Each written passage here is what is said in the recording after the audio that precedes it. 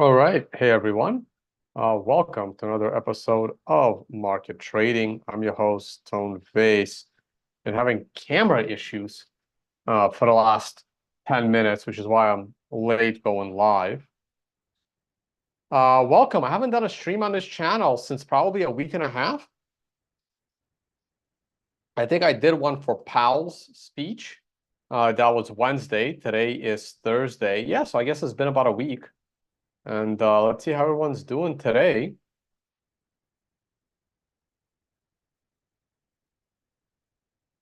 JF, nice comment. Tone is my favorite American, Russian, Ukrainian, Jewish Bitcoin OG.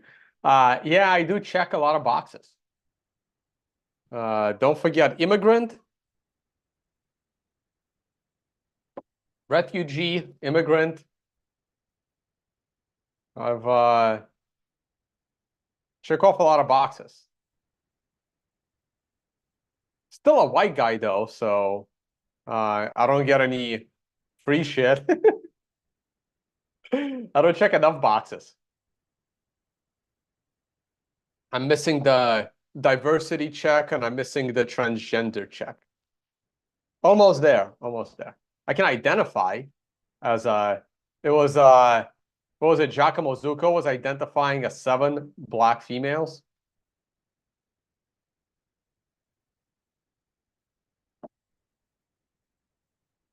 All right. I'll do 5 minutes on charts because there's really nothing to say on charts. The reason is if you want to know my opinion on Bitcoin charts, what you need to do is you need to follow the Financial Summit YouTube channel. This is not it. This is me on a panel with Steve Wozniak and Molly Bloom. That's Molly Bloom. That's Wozniak. That's me. But man, my computer is slow. Guys, I ordered a new computer. A new computer is in the mail. We can talk about Tone Vays's new computer. Hey, motorist, you want to come on the stream? I can use a co-host.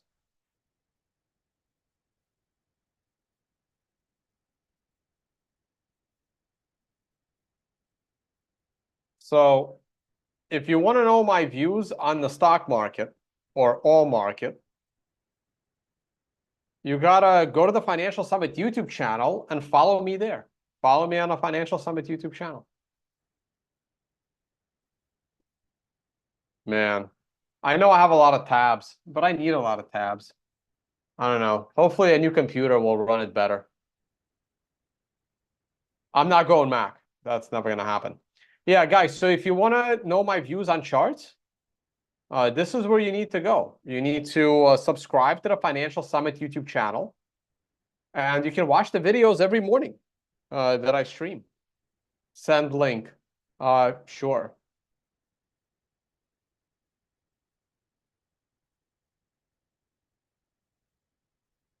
You know what? I'll just DM it to you, actually, instead of posting it in our group chat. If any other moderators want to jump on stream, or someone else that I actually know,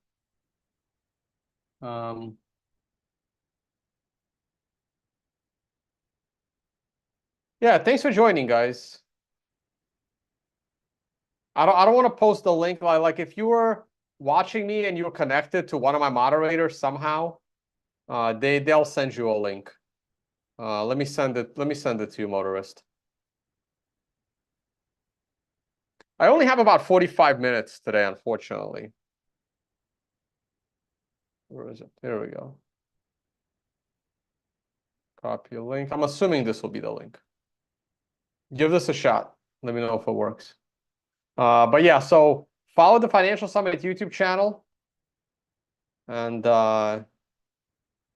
well, set the quality to high def.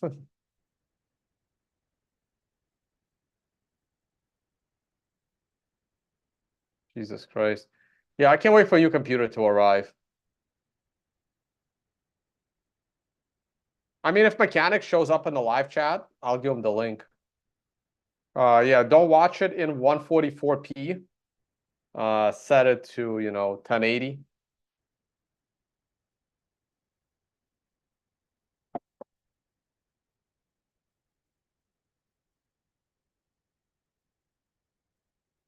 Yeah, I do need to close some tabs. I want to do a law show. I want to do a lot of stuff that I don't do. Yeah, we got to close tabs.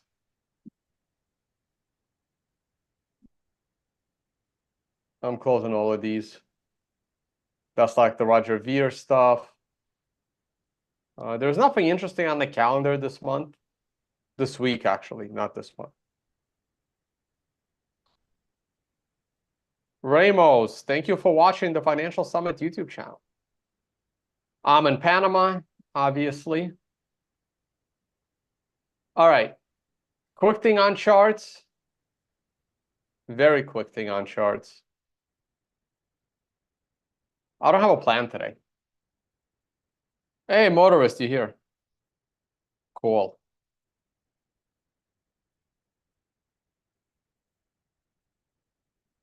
And if there's any good questions, like shoot them in the Q&A group or just interrupt me. But try to keep me like on one thing till I finish the thought and then move on to the next one. Okay, so weekly chart, MRI top next week. We're already, sorry, it's monthly chart. Monthly chart's not that interesting, but the 2-month chart is interesting. The 2-month chart is on an MRI top. The last time we had an MRI top on a 2-month, it was the top in 2021. I don't think this is going to be as bad. But yes, we can pull back to 40,000. I don't think we will, but it's possible. So if you go to the weekly chart, the weekly is where things are at. I think we are likely to hit an MRI weekly buy opportunity. The last time that happened, Bitcoin was at 25,000, and we had a nice move all the way to 60. So if we get all the way to 70, actually. So if we get another MRI buy, hopefully, without breaking 50,000 and reverse off of that, and hopefully go to, 90 plus. That's what I'm shooting for. The Fibonacci extension target is at $103,000, $102,000. So maybe we'll get there. Tone-based allocation chart, I am 20% allocated in my account. The rest is sitting in cash. It really should be sitting in the S&P 500, but it's just in cash. The 479-minute chart. Man, do I still have that as a preset?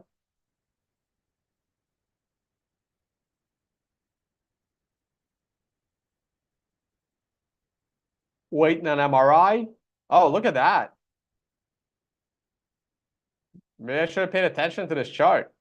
MRI top, MRI warning, buy. That's pretty good, right? We only got 7 minutes left in this candle.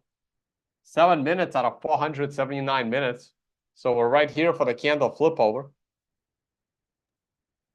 Tone, is there value in some weird time frame because nobody else is watching it, so people can't screw it up for you if you're using MRI or another indicator? So that's a great question. There is a value if you can find value. So I know this sounds crazy, but sometimes the best trading strategy is the one that you trust. And if it gives you discipline, and you have set rules, that's what will work. So having discipline and having a strategy that you trust is more important than a common chart that everyone else is looking at as well. So while there is value in everyone looking at the same moving average and having it have some kind of a self-fulfilling prophecy, there is equal value in looking at something no one else sees if it gives you structure, if it allows you to follow your rules, because your rules and following those rules is what will keep you in the game. That's what's going to keep you from removing that stop loss. That's what's going to give you confidence in entering that trade because of a proven and tested strategy. So there is value in looking at something completely unique nobody else is looking at. And because no one else is looking at it, it can actually give you more confidence and give you more structure. And having structure as a trader is absolutely critical. And a lot of times when people are trading the common stuff that everyone else is looking at, you tend to just break your own rules all the time. Was the dip below 60K just a bear trap? I don't think it was a bear trap because I don't think a lot of people were going short on these moves. Let me go back to the weekly. So I don't think below 60 was a bear trap. I think there was lots of support here. And clearly this got bought up. So to me, that's not a bear trap. A bear trap is if this candle right here wasn't an MRI buy back in September, something like this, let's say it closed down here, something like this would be more of a bear trap. It's also hard to define what a bear trap is. To me, this consolidation at the low in November was very, very bearish. I didn't turn bullish until we broke the prior swing high. So to me, this was a bear trap, the one that I got caught in. Because I was not, I know there are people that were buying, hand over fist at 15K. I was not one of those people. To me, this should have rebounded very quickly, and it did not. To me, this rebound back in June was I was way more bullish here at 19 than I was that was back in June of 22 than I was in November of 22. All right, I don't want to talk about Bitcoin too much. Guys, the Financial Summit is coming to the Maldives. Make sure you check it out. We are selling rooms already. This event will absolutely sell out long before March 16th. I expect to sell out probably in the summer, going into September. Check it out. And it's definitely a place you want. I went to this resort. I was literally snorkeling and in the water here, going past all of these villas. And it was super, super awesome. And literally, I'm swimming right here. Don't get scared. I'm swimming right here. And you can stand in this water, by the way. It's it was in the morning. It was low tide. The water was maybe chest deep. I looked to my right, and there was like a shark about my size, just swimming and chilling. And they're not going to bite. They're okay. They're reef sharks are not tiger. They're not tiger sharks. They're not great whites. They're super calm, and they have plenty of fish to eat around there. And but super cool. You can actually swim with sharks around here, which is great.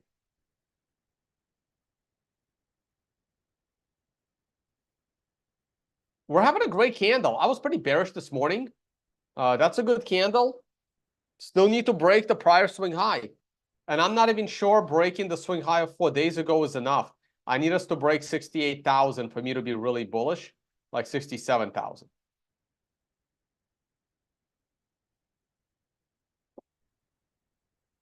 Yeah, don't get scared. The sharks there are harmless. It's really cool. They actually take you out to swim with the sharks.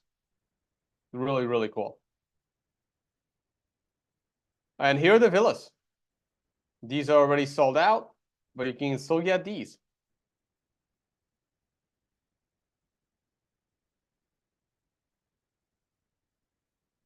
Unconfiscatable. I can do announcements all day, man. I got too much shit going on.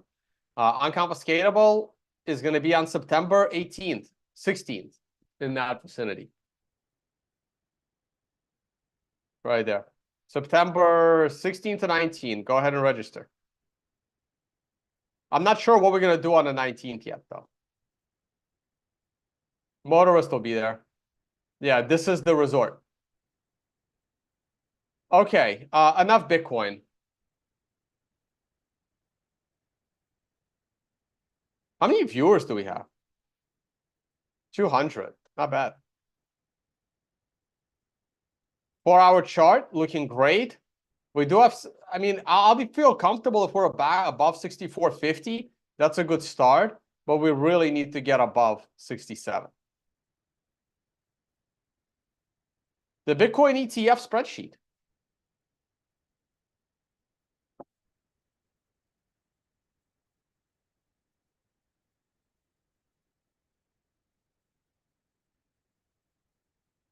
No, it's really cool swimming with sharks, man, especially if you know they don't bite.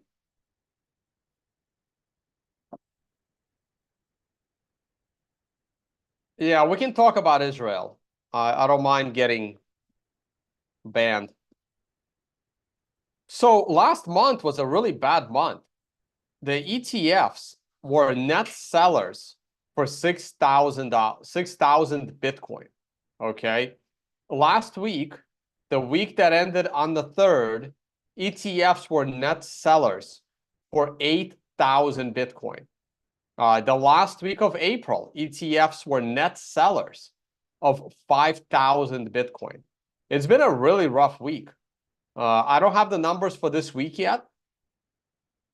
And BlackRock is about to have as much Bitcoin as GBTC.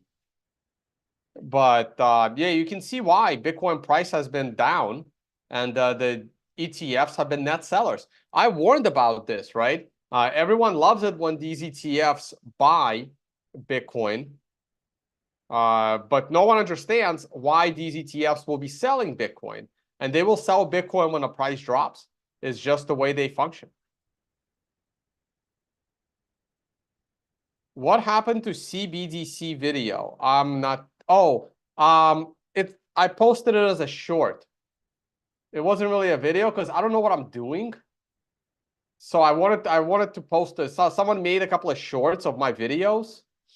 If you want to watch that video, there's a playlist. It's a public playlist. I don't know. My computer is slow, guys. If you want to know what computer I just bought, so the computer I'm using right now is the Asus Zephyrus Duo. This is my current computer, and I really don't. I have so much problems with it. I have so many problems with this computer.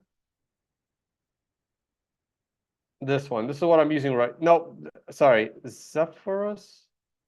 Okay, this is what I bought. My bad. This is my new computer. Zephyrus Duo. Well, this is 14. I have the 15. Oh, that's the ZenBook. Okay. Yeah, I have the Asus Zephyrus. I don't know how to spell that. Zephyrus Duo 15. This is my current computer, and it looks nice, but it's been giving me problems for like a year.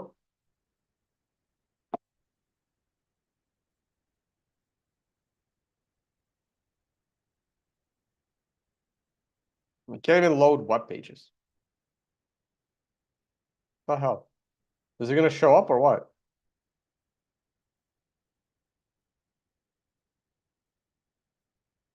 Is it still loading? Still loading. It's insane.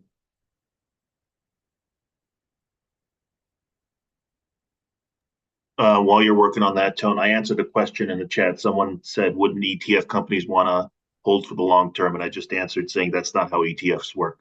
So there might be some misunderstanding of ETFs by the masses. I'm not sure why they would misunderstand what an ETF is. So this is the computer I just purchased. I've actually been trying to purchase it for, I've actually been trying to purchase it for like 6 months. It's been out for 6 months, but it's been impossible to find. I purchased it on Amazon from the company itself, and I hope it shows up. It's going to be in the mail for like another week or two. But this is the laptop. So it's like this, but then you can remove the keyboard, and it has 2 full screens.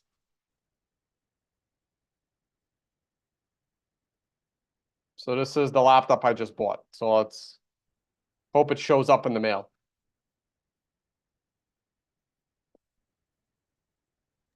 You're not a fan of Lenovo or Microsoft Surfaces, Tone? I am a fan of Lenovo. I had a Lenovo before this one, but I need productivity. I need multiple screens. Lenovo just made a dual screen laptop, but it sucks. It has terrible. Like Lenovo has a problem. Most of Lenovo's laptops only have 16 gigs of RAM, which is something that was good enough 8 years ago. But today, I don't understand how Lenovo keeps making their laptops with 16 gigs of RAM, most of them, and without even an ability to upgrade and have more RAM. And you can see how many tabs I have. 16 gigs of RAM would be insufficient, right? I have 48 gigs of RAM in my current laptop, and this one is going to have 32. I hope 32 is enough, because I have 48 in here, and it doesn't seem to be enough. But I'm hoping the better processor will keep everything working. Yeah, so guys, the ETFs don't control how much Bitcoin they hold on to. The purchasers of the ETF shares control that. So BlackRock doesn't get to choose whether they hold on to this Bitcoin or they sell it. If everyone that's holding these shares sells the shares, BlackRock is going to have to sell the underlying Bitcoin. It's just the way it works.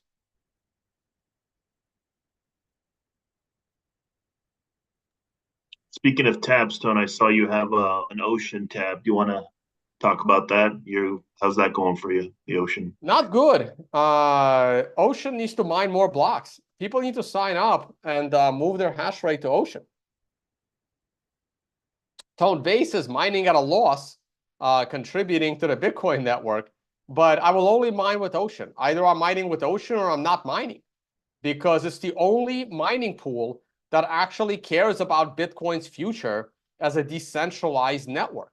All other Bitcoin mining pools are pure trash that completely destroy what Bitcoin stands for. So I'm happy that Ocean exists, but I don't understand why more people aren't mining with Ocean. And it's a chicken and egg problem, right? People don't want to mine with Ocean because they don't have enough hash rate, and that prevents Ocean from getting a critical amount of hash rate. But at the same time, I'm in Bitcoin. I'm not in Bitcoin to get rich, right? I could have been a shitcoiner for that and scammed all my followers. I'm in Bitcoin to help make the world better. And Ocean is one of the very few projects in all of the crypto space, including Bitcoin, that actually tries to make the world better. There's very, very few projects, and Ocean is one of those projects. So if you are running a mining operation, the only mining pool you should be mining with is Ocean. And if enough people jump on, like if Ocean gets to like 3 to 5 exahash, I guess that's the notation, then it needs more hash rate. Well, Really Mel needs. is saying in the chat that it looks like the ocean is going to get some more hash soon. So hold on with those miners. Tone, help is coming. Hope so.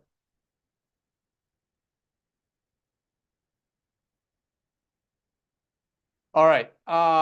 What is this tab? Oh, okay. No, I don't need that. I can close that tab. All right. So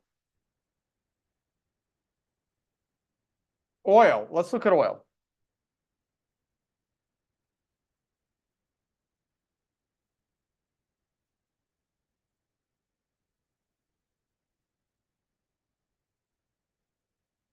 So the audio reading AI that I use is Speechify, but there are better ones. I mean, I just use this one. There are better ones. People, like, look at Speechify and then look at Speechify competitors. I just got this one, and right there, you can see it in the upper corner, Speechify. I'm using it. I don't really like it, but I paid for a year. Maybe I'll try next year. Maybe I'll try a different one. Okay, where are we with the oil spreadsheet?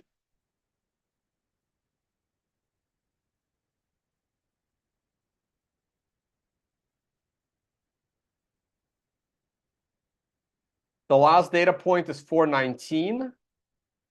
We now have 426 and 501. Great. Let's get this data point in. And let's get the next data point in.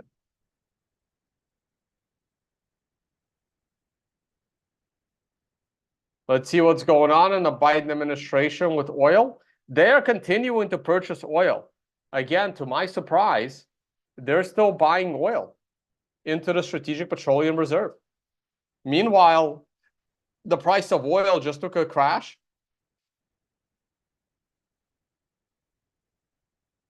That's not the price of oil. This should be the price of oil. Had a big dip last week. Again, surprising with the Biden administration purchasing oil. We can expand this box. They're still purchasing the oil. I don't need that anymore. I took a look at the government numbers, but I don't want to do this now because I don't have enough time. But we're going to take a look at the budget again. We'll do another show for that.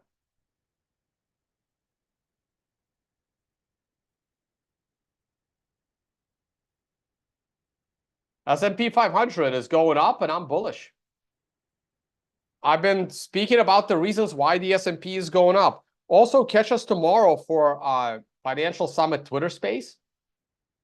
And I talk about it all the time. The reason why stocks are rising is because it's a safe haven. It's a better safe haven than gold. It's the best safe haven in the world other than Bitcoin. And not enough people trust Bitcoin, but the S&P 500 is a safe haven. And that's where people are putting their money because it always goes up. And it beats inflation because there's nowhere else for you to put your money.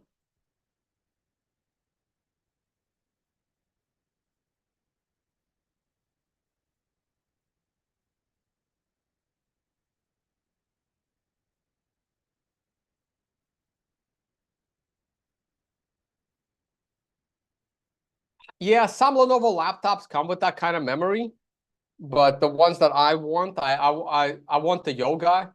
It's just I had it before. It wasn't powerful enough. I had to get this machine, and I'm hoping that Asus would work. If that Asus with two screens doesn't work properly, I'm gonna go back to Lenovo.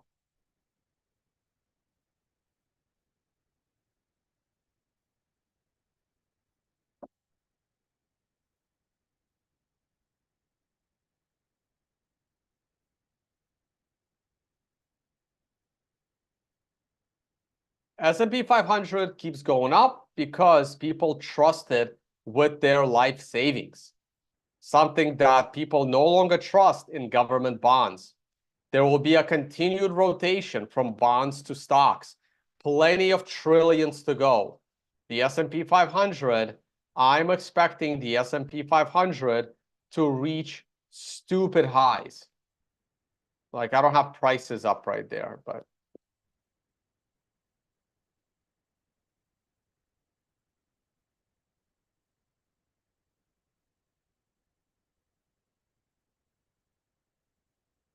Gavin was asking you to compare Dell stock to Lenovo stock to see which is the better company. yeah, we can take. Is Asus a publicly traded company? I don't know off the top of my head. I can try to look it up. Yeah, let's find out. I'm gonna try to look it up.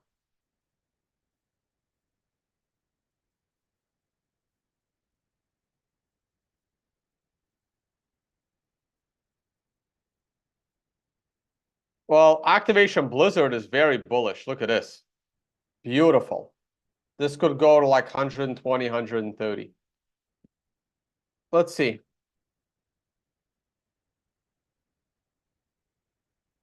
I got a ticker Asus Tech, ASUSTEK. I don't know if that's the one. I don't have that one. I mean, it's on the Taiwanese stock exchange. That could be the base pair. Two TPE Taiwan 2357, I guess is how they do it. Well, I don't know. So they're on a 20-year high. which is good, but they're still at the same price they were in the year 2000. So they're at a 20-year high, but they're not at an all-time high, which is very strange. Let's see Dell. See? Dell, well, looks like Dell wasn't publicly traded in the year 2000. Maybe they would have been higher than this. So Dell is at an all-time high. That looks like a very bullish chart. And what was the other one? Lenovo? How do you spell Lenovo? LEN. They're on the Hong Kong Stock Exchange. And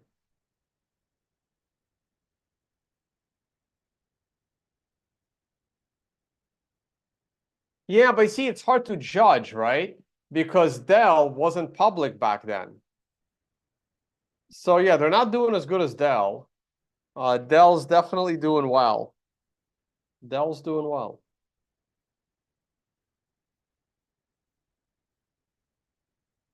Okay, let's talk the collapsing US government. Russia, Ukraine, Israel, Gaza, and whatever else you guys want to talk about.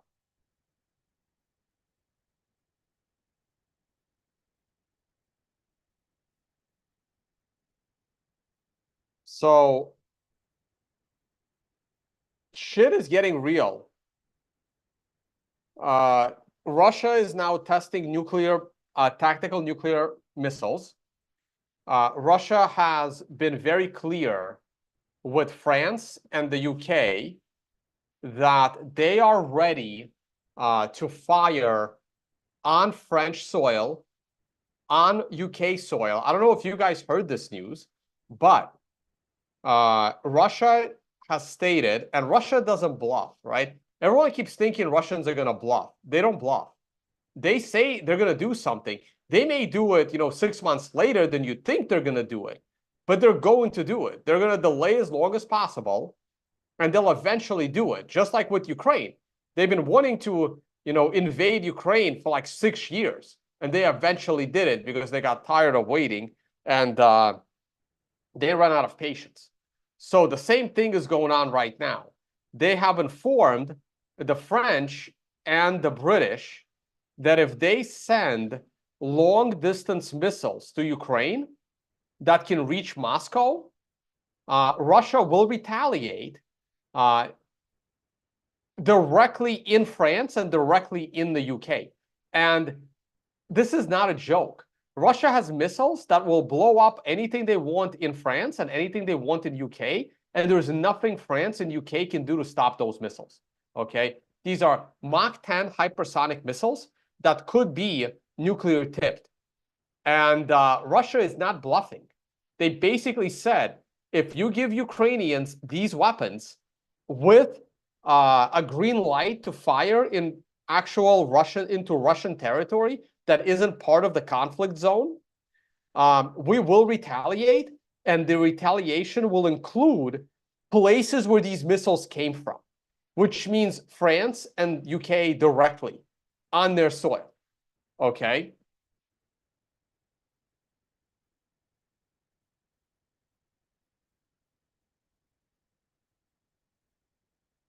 So the front line of Ukrainians is on the verge of collapse, but they can still last another year. But you're going to see the Ukrainian currency collapse. So to really understand what's going on in that conflict, all you got to do is look at the currency conversion. You can see that the Ukrainian currency has started to devalue.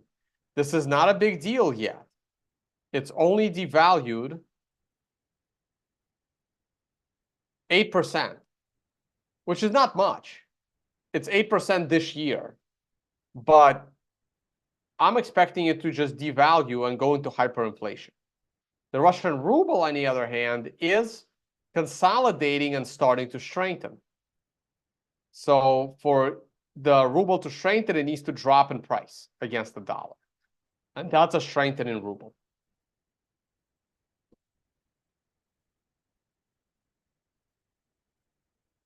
I don't know how the Iraqi currency is doing.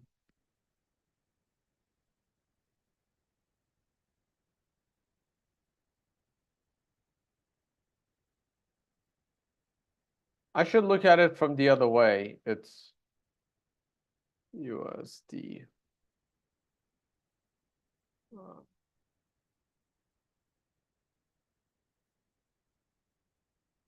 Not Iraq, sorry, Iran. That's the currency that.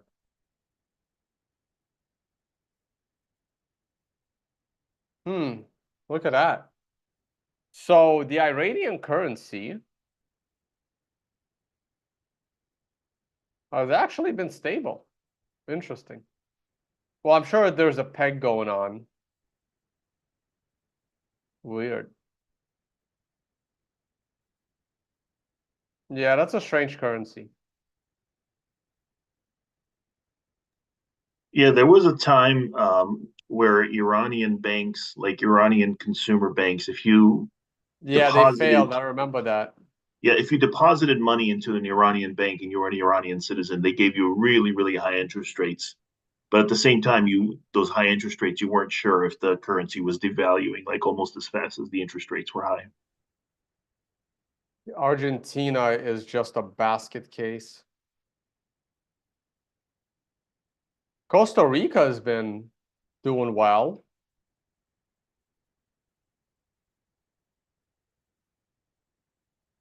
Tone, you seem to have a pretty sensible view of the Israel-Gaza conflict. Based on that, I don't know how you can support Trump because Trump seems to be complete psycho pro-Israel with his campaigning. Well, but so is RFK, right? And so is Biden.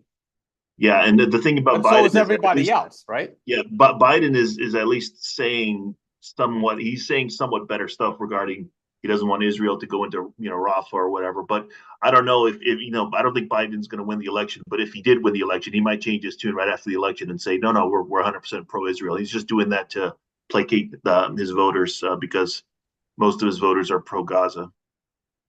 Right. So here's my thinking, and this could be totally stupid. So which is why it's good that Patrick is here to kind of give his opinion. So you are right. Well, first of all, let's start with Biden doesn't know what day it is, right? So we are talking about the people behind Biden. And the people behind Biden, the Sullivan and Blinken and, the rest of them. They're all, as pro-Israel as you get. And so is Biden. Like if Biden was actually sane, he would be as pro-Israel as it gets. So they're all as pro-Israel as it gets. Now, Biden needs to,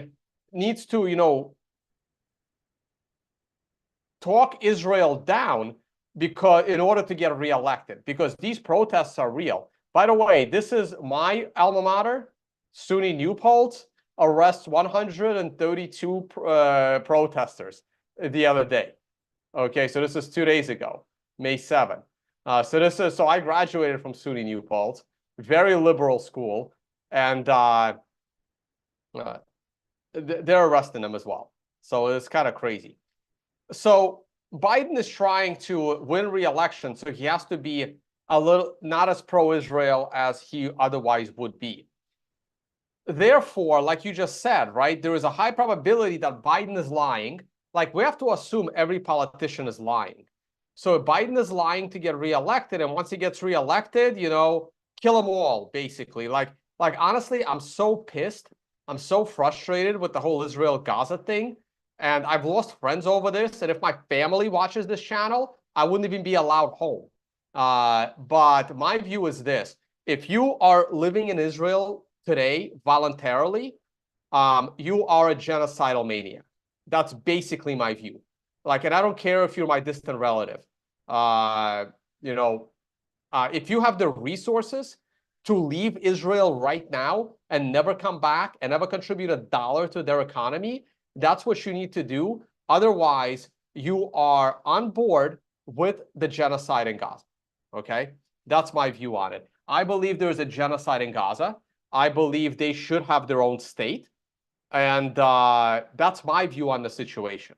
Now, clearly, this is a unreasonably controversial view because the predominant view is kill them all, they don't deserve to live. That's basically the general view of the people. And there are certain people that could be watching this, and I hope they're watching this, because I don't see how that's debatable.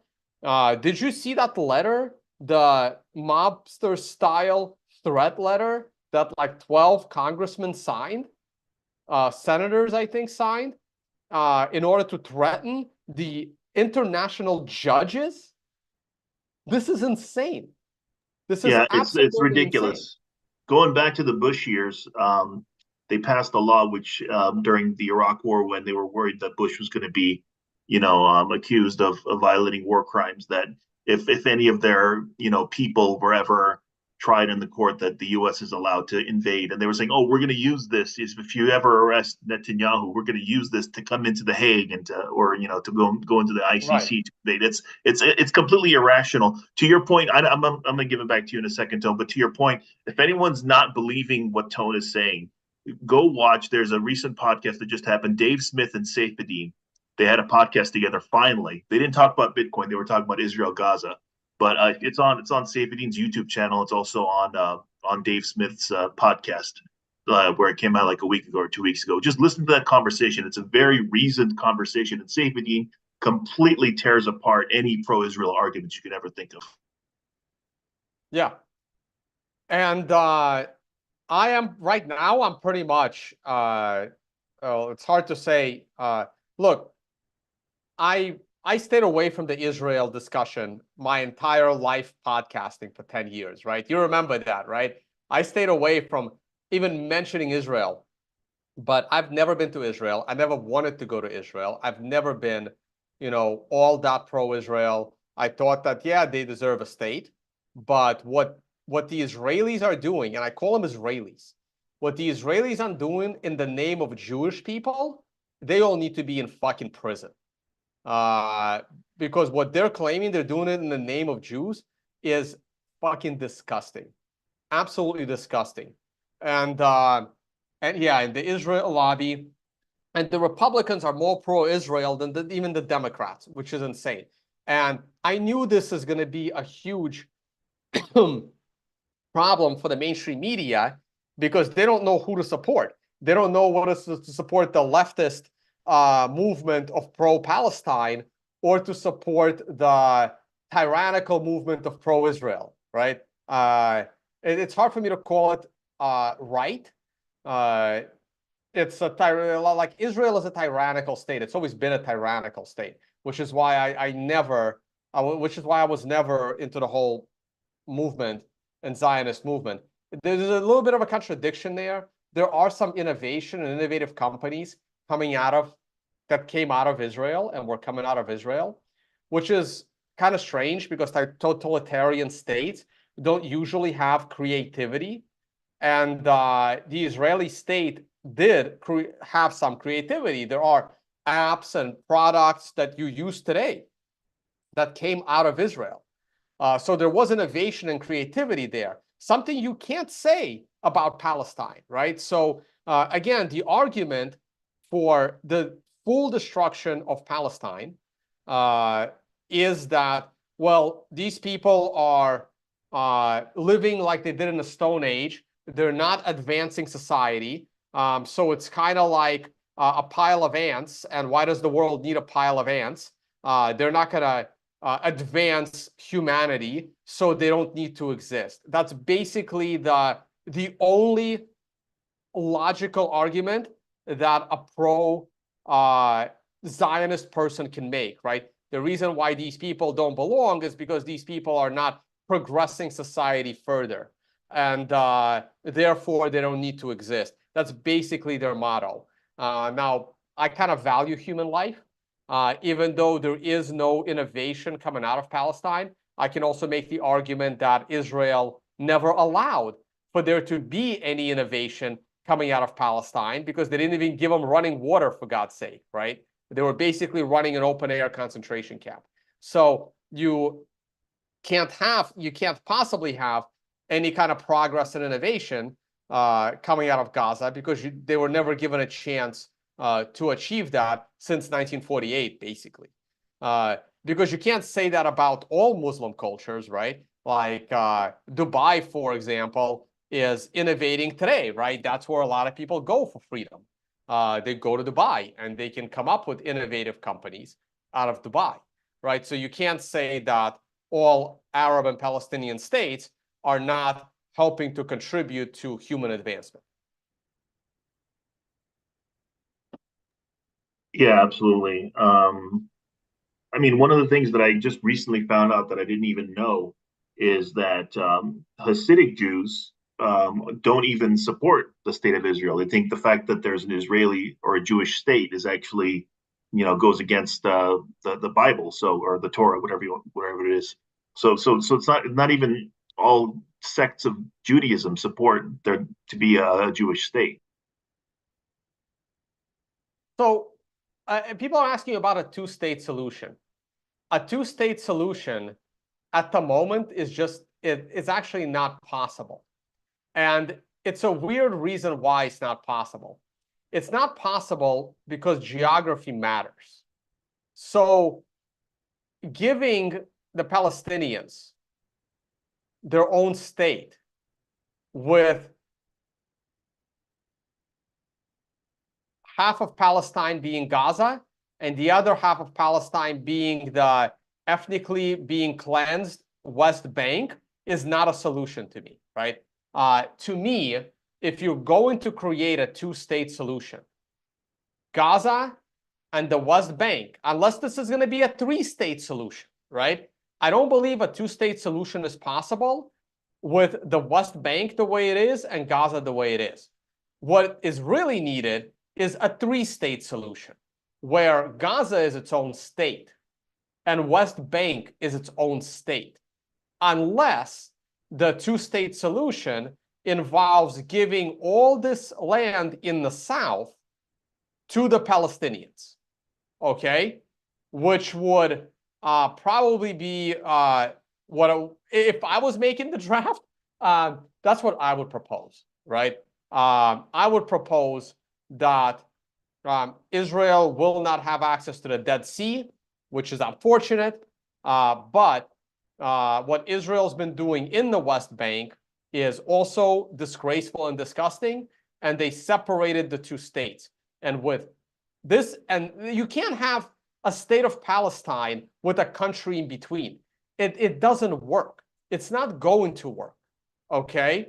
Gaza is too small to be a country. No, that's not true.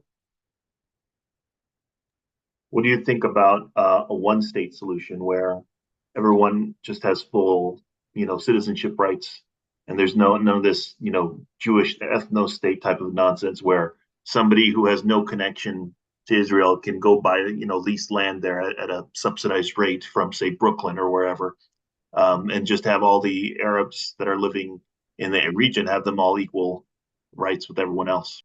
No, you can't. No, that can't happen. And the reason that can't happen is because the Arabs would end up outnumbering the Israelis. I don't even want to call them Jews. They will end up outnumbering the Israelis.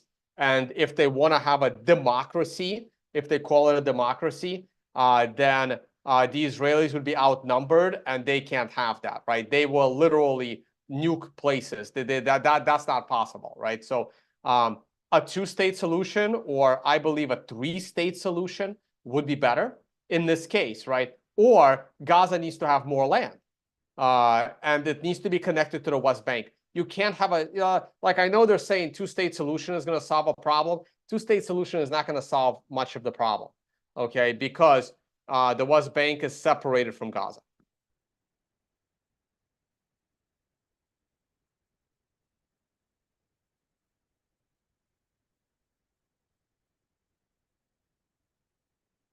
Yeah, it would just go back to the way it was before they created the state, where there was, Jews were like 5% of the population that lived in the area, and there was just, everybody kind of just got along. Since the 1300s, there weren't really any major conflicts between the religions there until someone said we need to have a a religious state. Right. Uh, but you can't put the genie back in the bottle, right? You'll never be able to go back to that. There's been too much bloodshed. That's not going to happen. They need to be separated. I believe that Gaza is not too small to be its own country. I think it can be its own country. They have access to the Mediterranean Sea, and that's what you need. They're not a landlocked country. Gaza being allowed to be its own country with a proper government and potential investment from the other Gulf states, it can thrive as a country. They have gas and oil deposits there. It's very possible for Gaza to do it. For example, when Russia takes Odessa and Ukraine becomes a landlocked country, it will be, 100 times bigger than Gaza? And it'll never have a functioning economy once it's landlocked. It needs this access to the Mediterranean, and Russia is going to take this land. I've been saying it for a long time. And Ukraine is going to be completely screwed. Maybe these countries will cooperate very well with Ukraine, but once Russia takes Odessa, it's over. The Ukrainian economy is done unless the U.S. government is going to keep paying every salary that the Ukrainian economy is destroyed.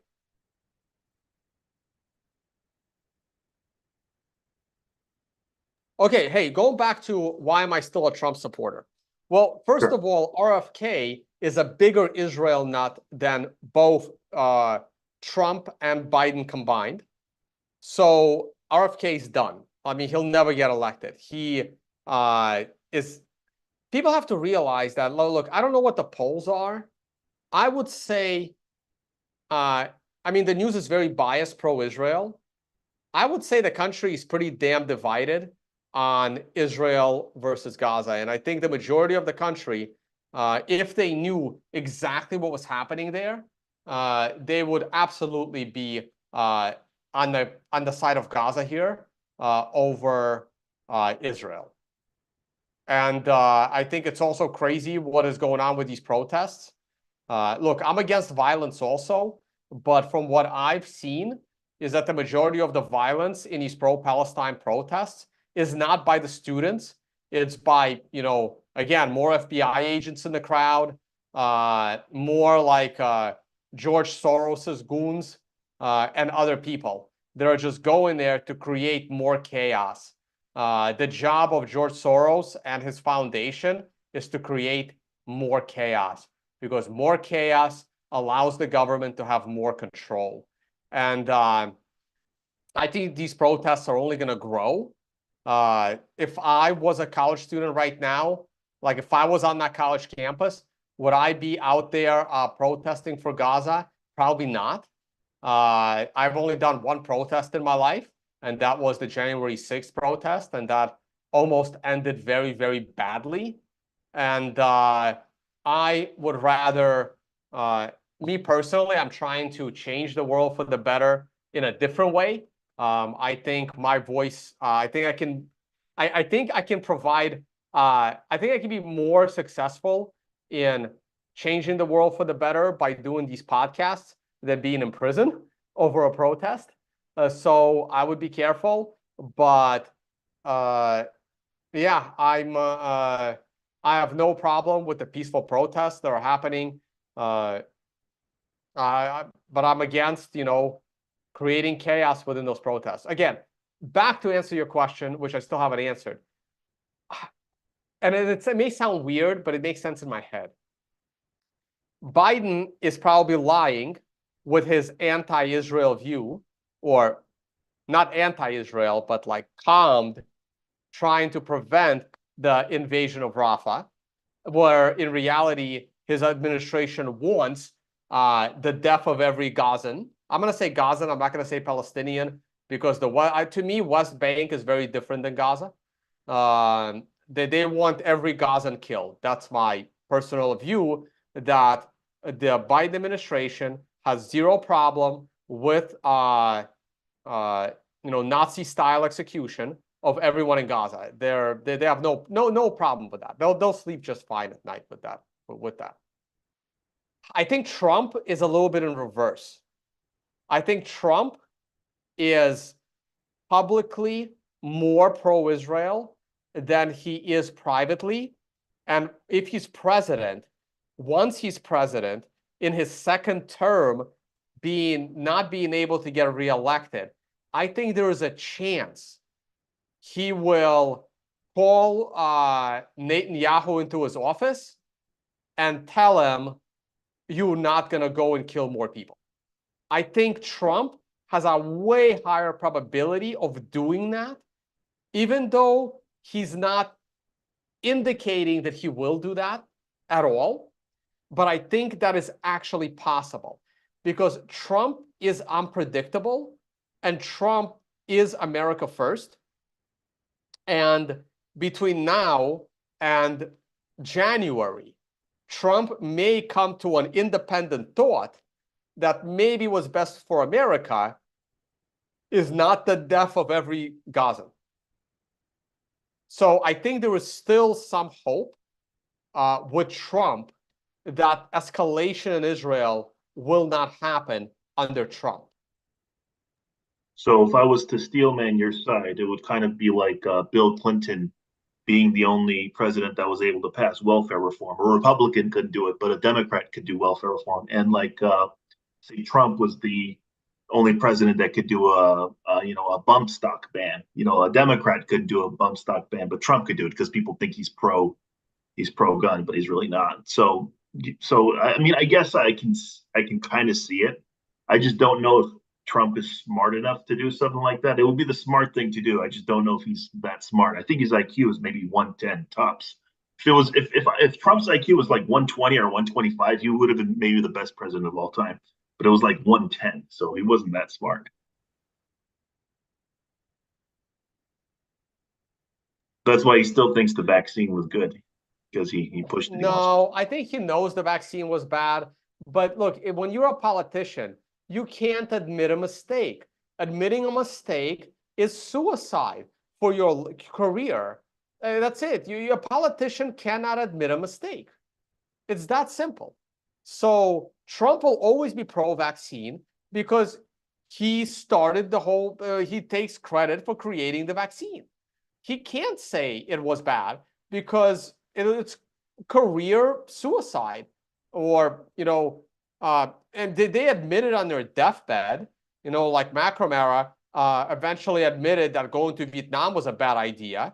Eventually he changed his mind after 10 years after the Vietnam War when he was, on his deathbed, basically. He may admit it on his deathbed, but there's no way he's going to admit it while he's president, or he can get impeached for that,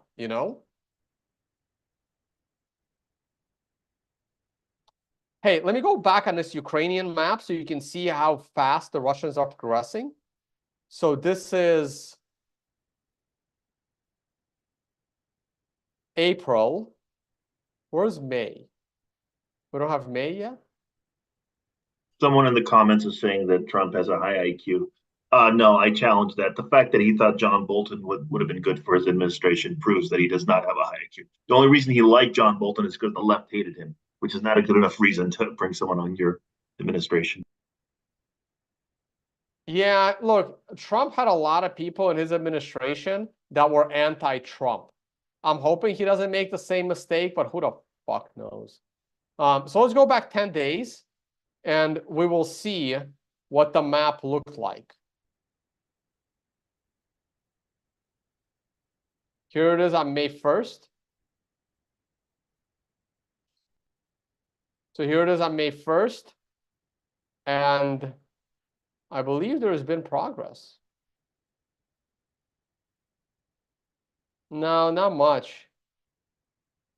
Not much. Can't get rid of these things. Like, I'm really concerned over America wanting to put boots on the ground in Ukraine, and French and the UK. Russia will bomb France, inside France. Russia sees this as a threat to their existence. And they have no problem just going into a nuclear war over it. And the West just doesn't understand. And again, this goes back to politicians will never admit a mistake. They will continue funding Ukraine, at least until the election is over. And then they will let it be Trump's problem. And then Trump's going to have a problem getting out of Ukraine. So for anyone who doesn't understand why Russia cares so much about taking those regions, to me, I like to say it's similar to the reason why China will never give up Taiwan, because Taiwan was the aircraft carrier during World War II that was unsinkable. It was the aircraft carrier. So for strategic security reasons, China needs to have Taiwan be a part of them. And for the same reason, places like Crimea and Odessa, for security reasons, Russia needs to have secured.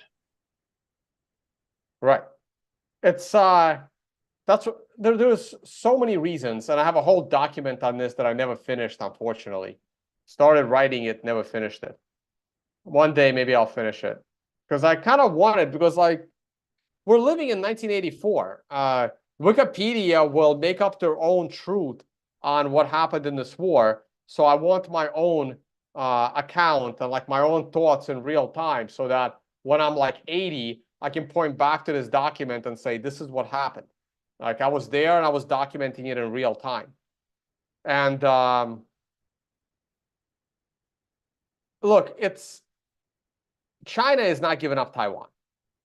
And the more US pushes in Taiwan, the more China will actually go in and take it over. They're not giving up Taiwan for multiple reasons. For starters, it's China. They're Chinese. There. And yes, they've been being brainwashed by Americans for a long time to be anti-mainland, but China is not a communist country anymore. You may not like their political system, but it's not communist. It's not a communist system. This is why I think Malay is a menace down here, because Malay doesn't understand that China is not a communist country, and he doesn't understand that Russia is not a communist country. He believes these are communist nations, and he doesn't want to do business with them.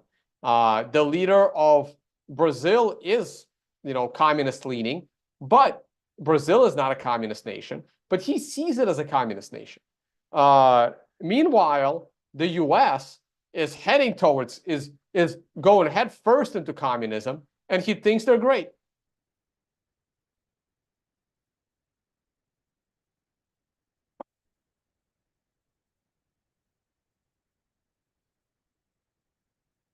Any other good comments?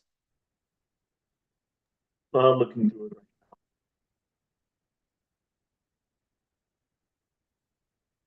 now. Winston had a good comment regarding Bolton, regarding when Trump was trying to negotiate with North Korea. He used Bolton in that negotiation, and that was the biggest mistake possible, because Bolton doesn't want any peace deal with any country. So Bolton deliberately tanked the negotiations with North Korea. Yeah, look, Bolton is a terrible person, and why Trump had him in his cabinet is beyond my understanding, right? Again, this could be Trump's IQ fault. But it's hard. Look, it's hard to have trusted people around you. Fuck, I can't do it. I'm doing this by myself, right? I've hired so many people to do all kinds of stuff to try and grow my social media network, and I can't do it. Like I have no ability to hire a good person. It's been money down the drain. So it's not easy. Being a president is not easy. I wouldn't want to do it, right? I just talk shit. I can just I have no idea how Elon Musk runs 3 companies, Tesla, Twitter, and SpaceX, right? Like I have no idea how that's possible. So, but I don't even know what's pissing me off more, the Gaza-Israel situation or the Russia-Ukraine situation. Probably the Russia-Ukraine situation is pissing me off a little bit more. Also, it's kind of crazy how the Arab nations are not coming to the support of the Palestinians. And that is kind of disappointing.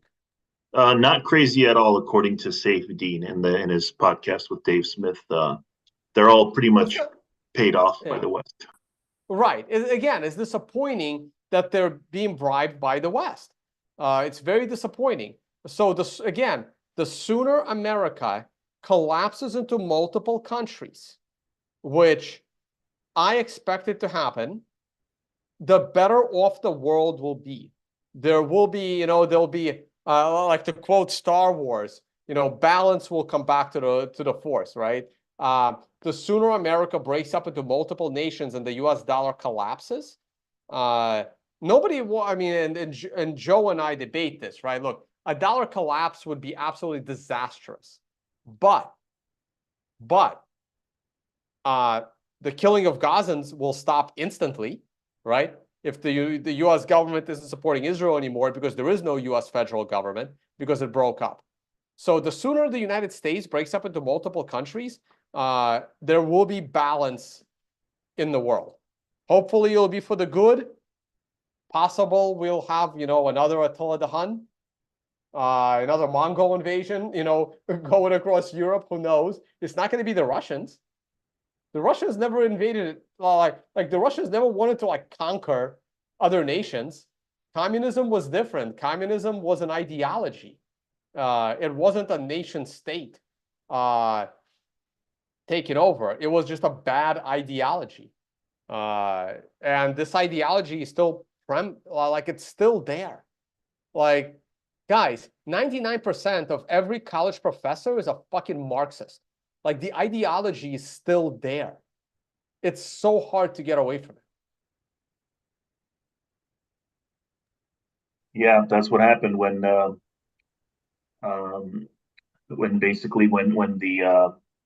Tsar collapsed. Russia became communist, and then we had a whole bunch of influx of communist professors into our education system. So World War One did that. World War One was what brought down the old Russian regime and replaced it with communism. So there you go. That's another reason not to go to war, because the regime collapsed and then it gets replaced by something worse. Look, Russia should get a lot of blame for World War One. Russia did escalate the situation for World War One. I mean, there was Supported by lots America, of.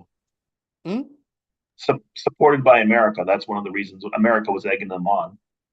Yeah. There was lots of screw ups in World War One. Was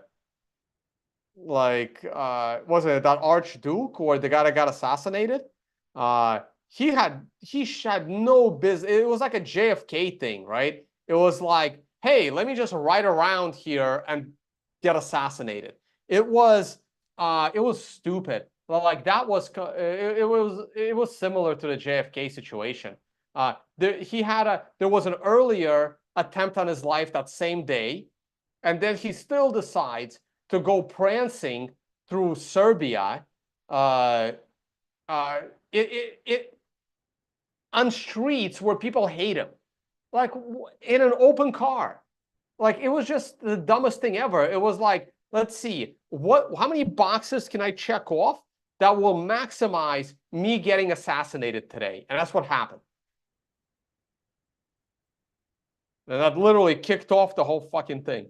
Yeah, and the British Empire lost its standing as the ruler, basically, as the superpower of the world because of World Wars One and Two, and got replaced by the U.S. So if the U.S. collapses, who knows? Some other asshole is going to come up to replace as the world superpower. Hey guys, I actually need to go, but I will leave you with one more thing to watch. What the hell is it? Here it is. A climate change documentary. This was good. I watched it, and it was good. I'll show you guys the title. It's not in the video description. It's called Climate, the movie. This is an unlisted version, but if you Google the title, you'll find the listed version. What's your opinion of the October 7th Hamas attack? Oh man, I don't know if I can sum that up. It was horrible. It was evil. Whatever you want to say, whatever you want to call it.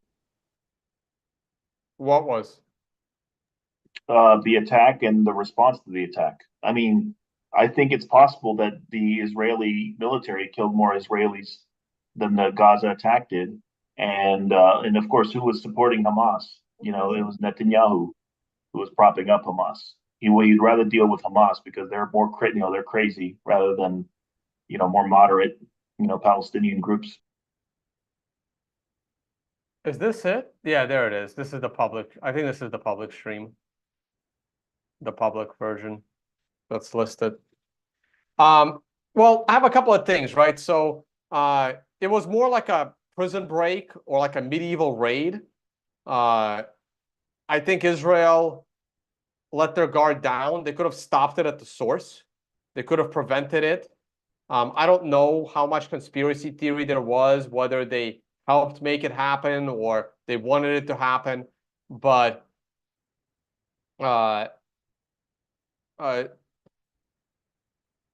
anyway, it could have I been don't think it was a prevented. false flag. If that's, I'm not saying it was a false flag.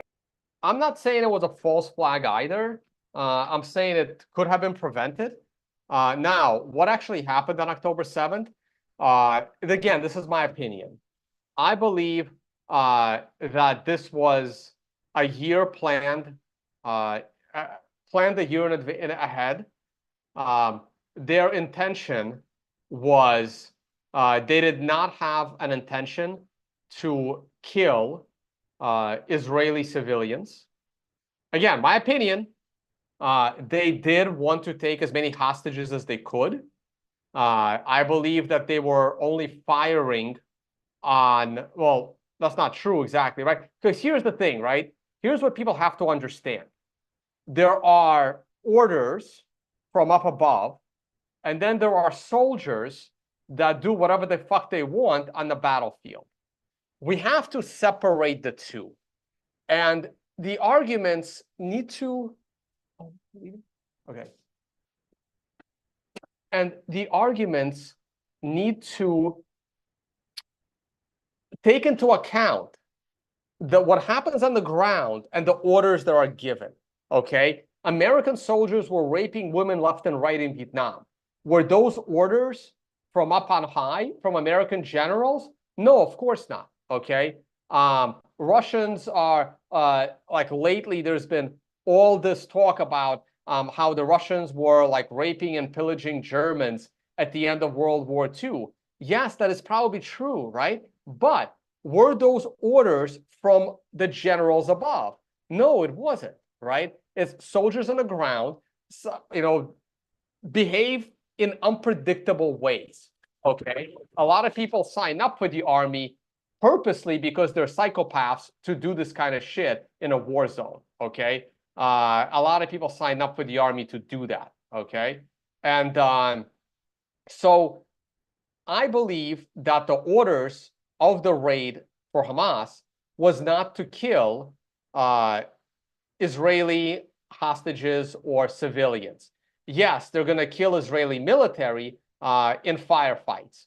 Obviously, that they have a green light to fire and kill Israeli military. In my opinion, I believe there was no plan to kill Israeli civilians or foreigners at the music festival. Now, were foreigners killed? Yeah, probably. Were Israeli killed? Yeah, probably. But I don't believe those were orders. Now, they were trying to get as many hostages as they could. Why? They wanted hostages? Well, first of all, because I believe they wanted to stop the Saudi Arabia-Israel deal. That was their priority number one. And they achieved it with flying colors, okay? They wanted to make everything that was happening in Gaza relevant again. Now, I also believe that it's hard for me to say the word majority, but I'm going to say at least half of the Israeli civilians that were killed on October 7th were fired upon by Israeli military. As the Israeli military has a doctrine called the Hannibal Doctrine, which says, we'd rather kill you than let you be taken hostage. The majority of the homes that were shot at by the Israeli military. You can tell this by the bullet holes were a lot bigger than the AK-47s that the Hamas fighters had. The stories about decapitated babies and babies in ovens was all outright lies, and that never happened. But everyone believes that it happened because Israel is a giant propaganda machine. Okay, so that's my view on October 7th. Okay, obviously, I condemn what Hamas did on October 7th, but I'm willing to discuss the reasons why they did it, and I'm willing to talk about the truth of what happened that day, because everything about what happened that day coming out of the Israeli press is outright lies. They're not going to tell you the truth. And it's hard to even find the truth. But I think the gray zone has the best coverage of what happened that day. Yeah, Gray Zone is a great source.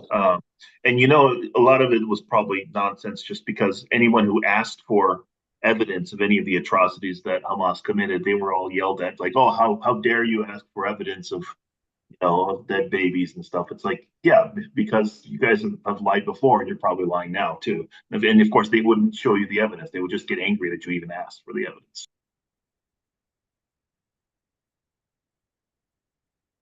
So yeah, people are already not happy with my statements. Right. So the Israeli military was absolutely there, and the Israeli military was firing on everyone, civilians and the military. So if you don't know that the Israeli military was there and probably killed more Israelis than Hamas did, then your other statements are irrelevant, because that is what happened. That is factual. And they've admitted that they fired. It's Yeah. not even controversial. They've admitted that they Right. fired. Of course, they didn't admit it that day. They admitted like a month later when, you know, people weren't paying attention anymore. Then they said, yeah, we did. Some of it was Right. us. Right. And many of the hostages that have returned back to Israel. Well, Israel has been killing hostages in Gaza. The Israeli hostages in Gaza have been killed by the Israeli military. Even when they're like waving a flag saying I'm Israeli, they still kill them because they don't want these people coming back to Israel. And God forbid doing an interview saying that Hamas treated us well while we were prisoners, right? They can't have that. They already had too many of these interviews from returned hostages from Gaza saying that they were treated very well, not very well, but they were treated well. They can't have these interviews again. That doesn't go well for Israel. So at this point, the Israeli military would rather kill the hostages than to bring them back. I'm not sure how in the world the Israeli hostages are being treated well in Gaza, considering they have no food and no water. But maybe that's not happening anymore because that whole area is in starvation at the moment. But yeah, Israel is just as eager to kill the hostages in Gaza as they are killing the Palestinians. Like, this is why this whole Israel thing is pissing me off so much. Well, don't get pissed on over stuff you can't control. Got to be Right, more zen. Got to be more zen about it. If you can't control it, don't get upset about it. right. So, yeah, LS, you need to go back and do some research. Go watch some of the Gray Zone documenting everything from the moment this started. They're the only news organization that is really telling you how it is down there in Gaza. Al Jazeera is okay too. They're not perfect, but they're okay. Not a huge fan of Al Jazeera. They have their own problems.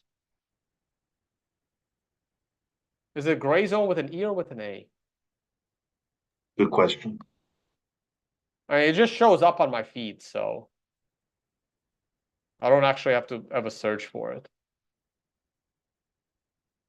Anyway, my computer's too slow. All right, guys, I need to get going. It's with an A, one word, Gray Zone. Yeah. So go watch go check out the Gray Zone documenting and go back to October.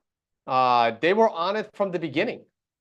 And the thing is, and the two guys, the main two guys at Gray Zone, they're Jewish also, and they lived in Israel, so they know exactly how life is like over there.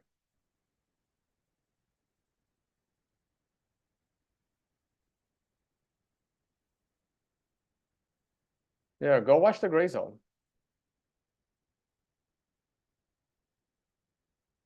I mean, the Israeli newspaper has reported this too. So again, it's not some weird conspiracy theory. This is confirmed fact. Right, but again, like once you spread the lie in the beginning, that's it. No one pays attention, right? Like it was proven that there were no beheaded babies and there was no babies in ovens, and yet you still have, Speaker of the House on stage saying Hamas beheaded like burned babies in ovens that day, which is ridiculous. Yeah, and absurd too. Like they had time Yeah. to go do that while they were trying to kidnap people and get out. Right. It's completely ridiculous, right? So, yeah, go watch the Gray Zone. That's the best reporting on the subject.